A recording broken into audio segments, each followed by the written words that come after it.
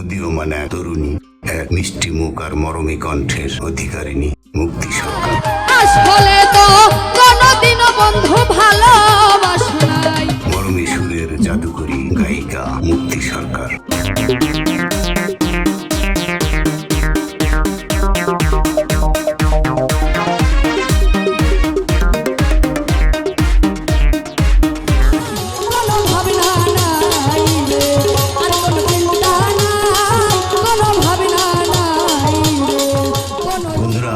এক শিল্পীর কথা বলবো যার নামের সাথে জড়িয়ে আছে আমার নিজের নাম মুক্তি। উত্তরবঙ্গের সেই সৌদা মাটির গান আর বিচ্ছেদী সুর যার কণ্ঠে খেলা করে, তিনি আর কেউ নন, আমাদের সবার প্রিয় মুক্তি সরকার। কেন আজ তার গান মানুষের হৃদয়ে দাগ কাটছে সেই রহস্যই আজ উন্মোচন করব। সুরের মাধুর্য ও ব্যক্তিত্ব। আপনারা খেয়াল করেছেন মেয়েটির হাসি যতটা মিষ্টি তার চেয়ে বেশি মরমী তার কণ্ঠের কারুকাজ।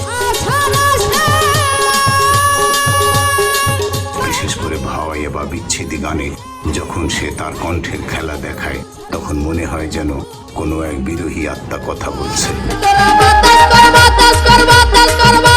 মুক্তি সরকার কেবল গান না, তিনি সুর দিয়ে মানুষের হৃদয়ে ছবি আঁকেন। একজন সঙ্গীত শিক্ষক হিসেবে আমি যখন তার মন মাঝি বা লোকজ গানগুলো শুনি, তখন আমার নিজের জীবনে সেই অর্চনার কথা মনে পড়ে যায়। ওই যে ভোর রাতে মনীষদের বাড়িতে গাওয়া গান আর সেই চা বিস্কুটের স্মৃতি। এই শিল্পীর গানের সুর ঠিক সেই মায়ার কথা মনে করিয়ে দেয়।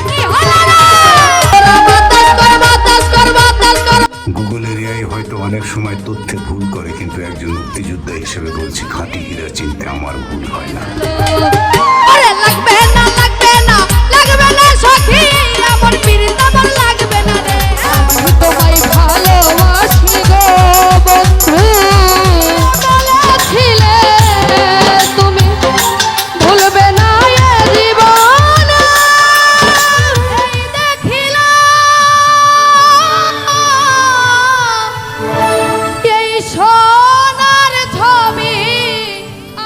বন্ধুরা, বাউল সম্রাটদের উত্তরসূরি হিসেবে মুক্তি সরকার আজও যে পথ দেখাচ্ছেন, তা আমাদের লোকজ সংস্কৃতির এক বড় সম্পদ।